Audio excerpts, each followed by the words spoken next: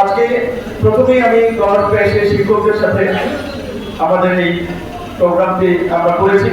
সময় সংক্ষিপ্ততার কারণে অনেকে কথা বলতে পারতো মন খুলে, কিন্তু সেই সুযোগটি হয়নি। এই সুযোগ হয়নি।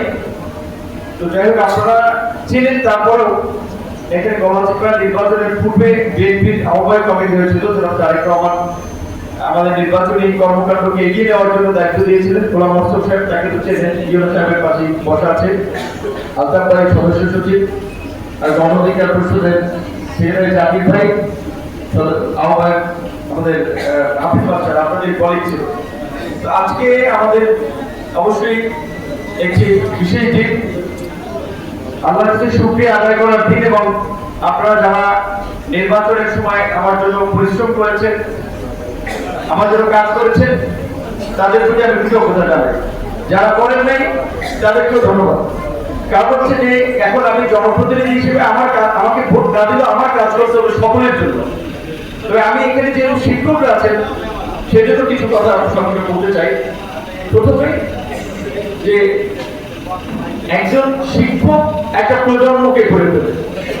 একজন শিক্ষক কাদা মাটি দিয়ে যেমন আমরা খেলনা বানাই, ভেঙে চুড়ে রোদ্রে শুকাই, তারপরে আবার চাইলে সেখানে একটু সংযোজন বিয়োজন করা যায়, কিন্তু যখন আপনি আগুনে পোড়াবেন তখন সেটা একটা শক্ত প্রতিকৃতি ধারণ করে। শিক্ষকরা, একেবারে বিশেষ করে প্রাইমারি শিক্ষকরা, ছাত্রদের অভ্যাস এবং চরিত্র গঠনে অত্যন্ত গুরুত্বপূর্ণ ভূমিকা পালন করে। বাইরের দেশগুলোতে আমাদের যে প্রবাসী কল্যাণ মন্ত্রণালয়, সেই মন্ত্রণালয়ের সচিব একবার বলছিল যে জাপানের এক্সাম্পল দিয়ে, যে বাচ্চারা এমন ভাবে স্কুলে যায় রঙিন ড্রেস এবং একজনের আরেকজনের কোমরে হাত দিয়ে, মানে মনে হচ্ছে এটা প্রজাপতি কিংবা পাখির কোনো শাড়ি।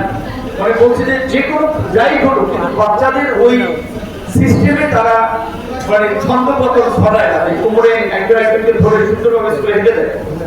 একটা শৃঙ্খলা এবং তাদের যে ছোটবেলা থেকে শেখানো হয় সেটার এক্সাম্পল দিয়ে তিনি বলছেন। কিংবা উন্নত দেশগুলোতে বাচ্চাদেরকে ট্রাফিক সিস্টেম, আপনার লাল বাতি জ্বললে গাড়ি থেমে যাবে, সবুজ বাতি জ্বললে গাড়ি চলবে, ট্রাফিক সিস্টেম থেকে শুরু করে কিভাবে খেতে হয়, আপনারা একটা অনুষ্ঠানে গেলে কাটা চামচ দিয়ে কিভাবে খাবে, বাংলাতে কোন চামচ ধরবে, ডানাতে কিভাবে কি করবে, এগুলো ছাত্রদেরকে ট্রেন করা স্কুল থেকে। আমাদের দেশে শিক্ষা ব্যবস্থায় নানামুখী সংকট আছে, বিশেষ করে অবকাঠামোগত সংকট এবং জনবল একটা বড় সমস্যা, যেটা আমাদের প্রাথমিক বিদ্যালয়ের প্রধান শিক্ষক, আমার সরাসরি শিক্ষক ছিলেন হালিম স্যার, যেটা বললেন যে চরবিশের চর্চাদলের কথা, অনেক স্কুলে 2 জন 3 জনের বেশি শিক্ষক থাকে। স্বাভাবিকভাবেই আবার 2-3 জন শিক্ষকের জন্য 300-400 ছাত্র সামলানো এটা খুব একটা জটিল কাজ। তো সেক্ষেত্রে আমরা এই সরকারের প্রথম মিটিংয়ে তাদের এই সরকারের এজেন্ডা ছিল, প্রধানমন্ত্রী আমাদেরকে প্রধানমন্ত্রীর কার্যালয়ে মিটিং করেছিল যে আনন্দময় শিক্ষা এবং কর্মসংস্থান। শিক্ষা এবং কর্মসংস্থান হচ্ছে এই সরকারের একটা প্রায়োরিটি, এবং প্রধানমন্ত্রী এই বিষয়ে খুবই সিরিয়াস। এবং বাংলাদেশের দীর্ঘদিন ধরে যে সমস্ত ট্রেডিশন দেখেছে, সচিবরা কিংবা সিনিয়র অফিসিয়াল এমপি মন্ত্রীরা অফিসে যায় 10টা-11টায়, প্রধানমন্ত্রী সেই রেওয়াজ ভেঙে বাংলাদেশে একটা নতুন ইতিহাস বলেছেন যে প্রধানমন্ত্রী 9টার পূর্বে অফিসে চলে যাচ্ছেন, এবং অফিসে গিয়ে তিনি খোঁজ খবর নিচ্ছেন কোন উপদেশ মন্ত্রী, প্রতিমন্ত্রী, সিনিয়র অফিসিয়াল তারা অফিসে যাচ্ছে কিনা। এটা শুধু একদিনের জন্য লোক দেখানো কিংবা মিডিয়ায় নিউজ হওয়ার জন্য নয়, প্রত্যেক দিন তিনি 9টার পূর্বেই সচিবালয় কিংবা তার প্রধানমন্ত্রীর কার্যালয়ে চলে যাচ্ছেন। তো ওইটা একটা কথা আছে যে মর্নিং শোজ দ্য ডেজ, অর্থাৎ দিনের সূর্য দেখলে বোঝা যায় দিনটা কেমন যাবে।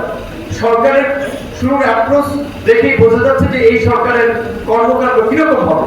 তো সেই জায়গা থেকে আমাদের সরকারি অফিস আদালতে আমরা যেটা দীর্ঘদিন ধরে বলে থাকি যে আমলাতান্ত্রিক জটিলতা কিংবা লাল পূজার দৌরত্ব, আমরা যে সকাল সকাল অফিসিয়াল কার্যক্রম সবাই শুরু করে, সরকারি অফিসার থেকে শুরু করে জনপ্রতিনিধিরা, তারা একদিক যেমন মানুষ সহজে তার সমস্যার সমাধান পাবে, এবং এই জনপ্রশাসন কিংবা সরকারি অফিস আদালতের মানুষ হয়রানি মুক্ত একটা সেবা পাবে। তো আমরা যেহেতু উপজেলা প্রশাসনের সর্বোচ্চ নির্বাহী কর্মকর্তা ইউনো সাহেব আছেন, তার প্রতি তার অফিসারদের সাথে আমরা বলবো আগামীকালকে আমাদের তাদের প্রতি আহ্বান থাকবে যে সেবামুখী কর্মকাণ্ডের তৎপরতা বৃদ্ধি করতে হবে, যে জনগণ যেন ভোগান্তির শিকার না হয়। একটা সিম্পল স্বাক্ষরের জন্য, সিলের জন্য এসে যেন 2-3 দিন 4 দিন 5 দিন ঘুরতে না হয়। ছোটখাটো একটা বিষয় সমাধান করতে এসে যেন দালালের খপ্পরে না পড়ে। আমাদের শিক্ষকদের অবশ্যই আপনারা বলেছেন দ্বিতীয় শ্রেণী, আমার ব্যক্তিগতভাবে আমি অনেকদিন ধরে এইটা অ্যাডভোকেসি করে আসছি, শিক্ষকদের প্রথম শ্রেণীতে চাকরি উন্নীত করা দরকার। এখন এই মুহূর্তে শুরুর দিকে হয়তো সম্ভব না, এটা পর্যায়ক্রমে করবে, কারণ শিক্ষকরা দ্বিতীয় শ্রেণীর চাকরি করবে, তারা ফার্স্ট ক্লাস নাগরিক তৈরি করবে, এটা আসলে কন্ট্রাডিক্টরি হয়, এটা বোধহয় সঠিক হয়। আমরা ফার্স্ট ক্লাস নাগরিক চাই, কিন্তু শিক্ষকদেরকে দ্বিতীয় শ্রেণীর চাকরি দেবে। নেপোলিয়ন থেকে কবি নজরুল অনেকেই বলেছে যে আমাকে একটা শিক্ষিত মা দাও, আমি তোমাকে একটা শিক্ষিত জাতি উপহার দেব। তো আজকে আমরা যদি এই দেশকে এগিয়ে নিতে চাই, দেশকে পরিবর্তন করতে চাই, তাহলে সর্বপ্রথম শিক্ষাকে আমাদের গুরুত্ব দিতে হবে।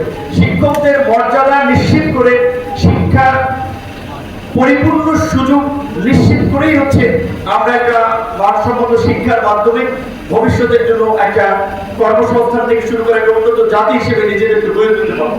সেজন্য শিক্ষা যেহেতু আমরা খুব খুশি, আমরা ইয়ং মানুষ হিসেবে প্রধানমন্ত্রীর আমরা যে বিষয়গুলোতে চিন্তা ভাবনা করছি, প্রধানমন্ত্রী ঠিক ওই বিষয়গুলো দেখছি যে ওনার একটা অগ্রাধিকার আছে। কারণ অনেকে বলে তরুণদের চিন্তা ভাবনা একটু সিনিয়রদের থেকে ডিফারেন্ট হতে পারে। তো আমাদের প্রধানমন্ত্রী, আমি ব্যক্তিগতভাবে আগ্রহী ছিলাম শিক্ষা এবং কর্মসংস্থান নিয়ে কাজ করতে, তো আমাকে ওই কর্মসংস্থানের জায়গায় দিয়েছে দুটো বৃহৎ জায়গা, শ্রম কর্মসংস্থান এবং প্রবাসী কল্যাণ ও বৈদেশিক কর্মসংস্থান, দুটোই কর্মসংস্থানের জায়গা। আমরা যেন কাজ করতে পারি, আমাদের জন্য দোয়া করবেন।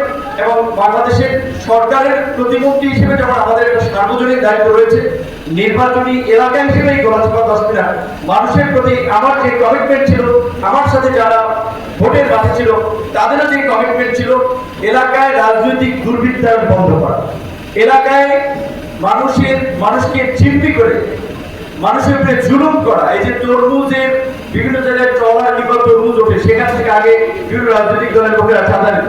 এইবার আমরা বলেছি যে এইবার কোনো কেউ চাঁদা নিবে না, ওইখানে পুলিশ সহযোগিতা করে, কিন্তু কৃষক তার উৎপাদিত পণ্য যেভাবে সে পরিবহন করে, তার ট্রলার কিংবা লঞ্চে নেবে, আপনার টমটমে নিবে না ট্রাকে নিবে, সিদ্ধান্ত তার। ওইখানে কারো মাতব্বরি করে 2-4 পয়সা দালালি করে এই সুযোগ নেবে। আমাদের সমস্ত লঞ্চ ঘাট, খেয়াঘাট, হাট বাজার থেকে অতিরিক্ত কোনো পয়সা আদায় করা যাবে না। যারা এই সমস্ত হাট বাজারগুলো ইজারা নিচ্ছে তাদেরকে আমরা আজকে প্রথম একটা আমাদের আনঅফিশিয়াল মিটিং, কিন্তু এই মিটিং এর বার্তা সকলের কাছে পৌঁছে যাবে, তাই আমরা তাদের কাছে আমরা এই বার্তা দিতে চাই।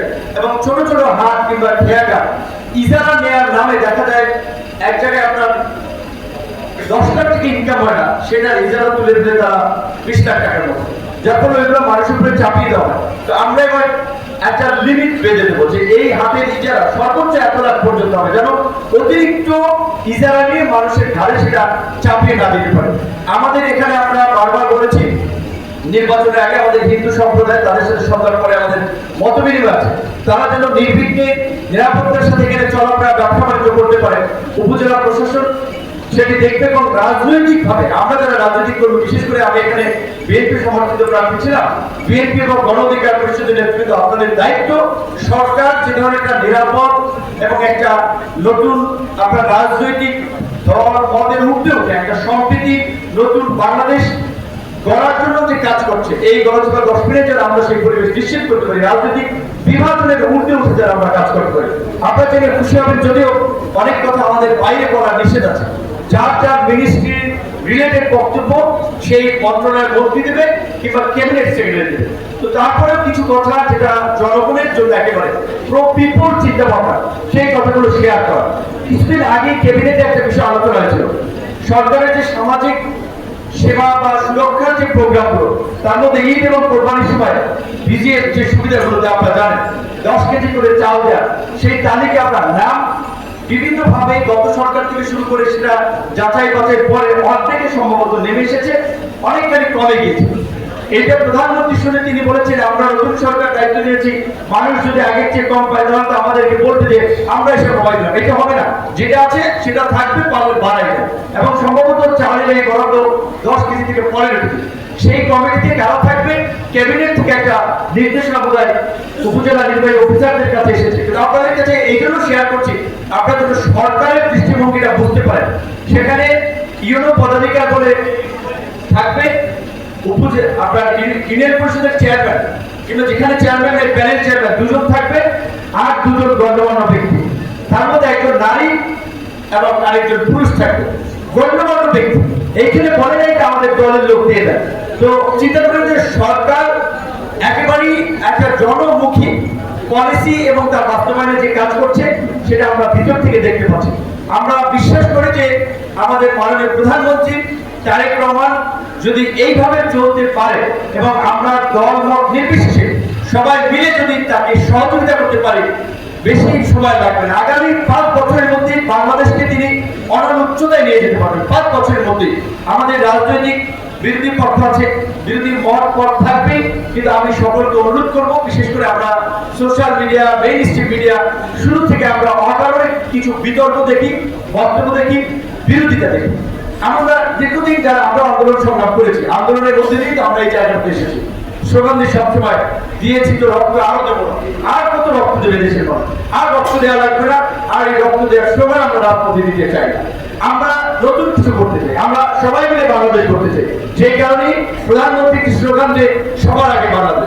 সুতরাং আমরা সবাই মিলেমিশে আমরা কিভাবে প্রথমত নির্বাচনী এলাকাগুলোকে গড়ে তুলতে পারি। আমরা চাই যে এই গণসভা 10 মিনিটে উন্নয়নের ক্ষেত্রে, সম্প্রীতির ক্ষেত্রে, মানুষের অধিকারের ক্ষেত্রে এবং মানুষের বসবাসযোগ্য একটা এলাকা হিসেবে আমরা একটা রোল মডেল এলাকা হিসেবে গড়ে তুলি। এইখানে 300 এমপি আছে, 300 এমপি যদি ইনপুট দেয় ইনশাআল্লাহ বাংলাদেশের পরিবর্তন হয়ে যাবে। সর্বশেষ একটি কথা শেষ করতে চাই বলে, সেটি হচ্ছে এখানে যেহেতু আমাদের ওসি সাহেব আছে, আমাদের নতুন আইজিপি অ্যাপয়েন্টমেন্ট হয়েছে। আইজিপি তো বলেছে, যমুনা টিভিতে তাই দেখেছি যে প্রধানমন্ত্রী মাদক এবং জুয়ার বিরুদ্ধে কঠোর অবস্থান ঘোষণা করেছেন, ক্যাবিনেট আমাদেরকে বলেছে। কাজী এখানে যেহেতু গণসভা প্রশাসন মাদক কারা বেচে, এটি কিন্তু উপজেলা প্রশাসন বিশেষ করে থানার কাছে তথ্য আছে। আমরা আজকে অর্ডিং দেব, তারা যদি না শুনে তাদের বিরুদ্ধে আপনারা ব্যবস্থা গ্রহণ করবে। সেটা যেই হোক, সেখানে যদি কোনো রাজনৈতিক সুপারিশ গ্রেপ্তার করে আপনাকে শুনবেন না। আর এই মাদকের কারণে একটা মানুষ না, একটা পরিবার দ্বারা আরো এফেক্টেড অনেক পরিবার এবং সমাজে একটা চরম প্রভাব পড়ে। তাই এই মাদক, বিশেষ করে ইয়াবা, গাঁজা কিংবা অন্যান্য যে সমস্ত মাদক দ্রব্য, এগুলো যারা ব্যবসার সাথে জড়িত আগে ওই জায়গায় হাত দিতে হবে। সেবন করে যারা তাদেরকে আগে মূল জায়গায় হাত দিতে হবে। যারা ব্যবসা করে কোথা থেকে আনে, প্রয়োজনে আপনারা জেলা এসপি এবং জেলা প্রশাসনের সাথে সমন্বয় করে পটুয়াখালী জেলায় একটা সমন্বিত অ্যাকশন কার্যক্রম পরিচালনা করবেন, যেন গলাচিপা 10 মিনিট কোনো জায়গায় এই মাদক ব্যবসায়ীরা স্থান না পায়। আমরা অবশ্যই রবিবার দিন আমাদের জেলা প্রশাসনের সাথে মিটিং আছে, আমরা সেই বিষয়গুলো তাদের দৃষ্টিতে আনবো। সর্বশেষ আমি যে কথাটি বলতে চাই, এখানে কখনোই এই সমাজের পরিবর্তন হবে না, এই দেশের পরিবর্তন হবে না আইন করে বিধিবিধান দিয়ে, যদি না আমি একটা পরিবর্তন না হই। কাজে আমাদেরকে আপনাকেও পরিবর্তন হতে হবে, আমাদের মনস্তত্ত্ব পরিবর্তন আনতে হবে। আমরা নিজেরা যদি পরিবর্তন হই, পরিবর্তনটা যদি নিজের জায়গা থেকে শুরু করি, সমাজ, রাষ্ট্র, দেশ, পৃথিবীর পরিবর্তন হয়ে যাবে। তাই আমরা অনুরোধ করবো সকলকে, আমরা যেরকম দেশ এবং সমাজ আগামীতে বিনির্মাণ করতে চাই, আমরা যেন নিজেদেরকেও সেভাবে পরিবর্তন করি। সর্বশেষ আমাদের সম্মানিত শিক্ষক মহোদয়, আপনাদের সকলকে আন্তরিক ধন্যবাদ এবং কৃতজ্ঞতা জানাচ্ছি। আমি যেহেতু এইবারের মধ্যে নতুন সংসদ সদস্য হয়েছি, প্রতিমন্ত্রীর দায়িত্ব পেয়েছি, আমরা যেটা সাংবাদিকদের কাছে বলেছিলাম যে ওই মন্ত্রণালয়ে আমরা শিক্ষক দিই, ঠিক একইভাবে এখানে আপনাদের জন্য আমাদের কি করার আছে আমরা বোঝার চেষ্টা করছি, সেই অনুযায়ী পদক্ষেপ নেওয়ার চেষ্টা করছি। হয়তো একটু সময় লাগবে, আশা করি আপনাদের যা প্রত্যাশা আমাদের কাছে অন্তত সেটি পূরণ হবে।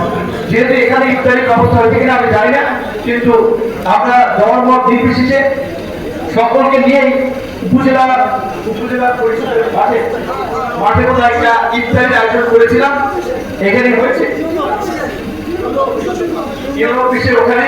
তো আপনাদের যদি কারো কাজ না থাকে, ব্যস্ততা না থাকে, আপনারা আমাদের সাথে ইফতার শরীক হবেন এই আহ্বান দেখে। যেহেতু আমাদের আরো একটি প্রোগ্রাম ওখানে পার্টিসিপেট করা লাগে, যে রাজনৈতিক কর্মীরা যারা একেবারে আমার জন্য কাজ করতে গিয়ে লাঞ্ছিত হচ্ছে, আমার যে এখানে যারা আছে অনেকেরই চুল দাড়ি সাদা, রাজনৈতিক অভিজ্ঞতায় আমার চেয়ে যারা অনেক দূরে এগিয়ে, আজকে এই গলাচিপা 10 মিনিট যদি আমি এমপি নির্বাচিত না হতাম, অন্তত